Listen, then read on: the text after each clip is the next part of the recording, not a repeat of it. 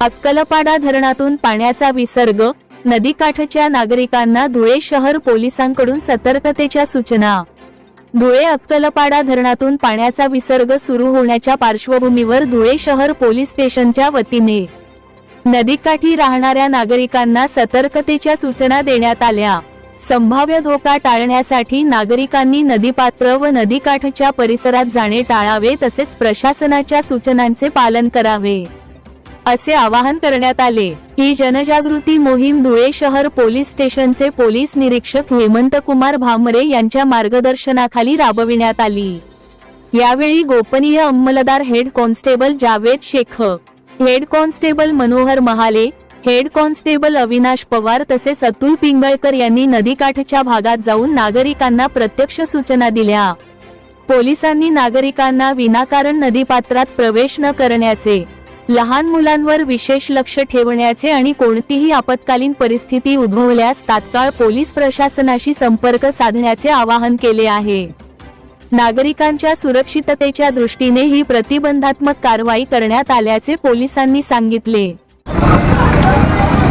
धुळे जिल्हा पोलीस दल व धुळे शहर पोलीस स्टेशनच्या वतीने नदीकाठावरील नागरिकांना व सर्व नागरिकांना आवाहन करण्यात येते की या 2-3 दिवसात पाण्याची पातळी धरणामध्ये वाढल्यामुळे अक्कलपाडा धरणातून पाणी सोडण्यात आलेले आहे।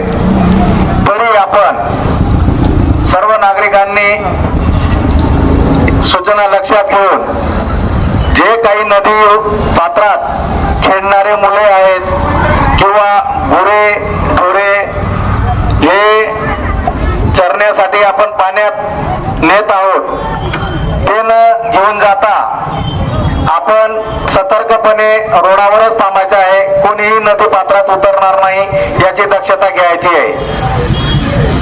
पाण्याचा जलसाठा हा वाढल्यामुळे पाणी जास्त सोडण्यात आलेले आहे।